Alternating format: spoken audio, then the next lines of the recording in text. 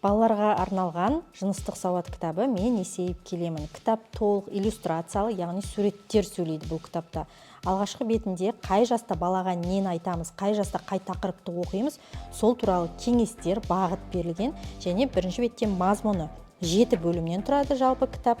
Бірінші бөлімде денем тек өзіме тиесілі, жеке шекара туралы, және баланы қорғаудың маңызды ережелері.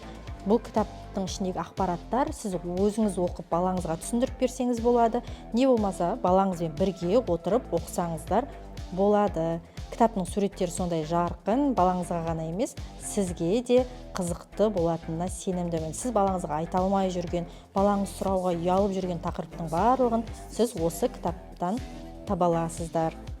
Және кітаптың ішінде QR-кодтар берілген, QR-кодтар арқылы балаларға пайдалы анимациялық қазақша дыбысталған мультфильмдерді де көре алады.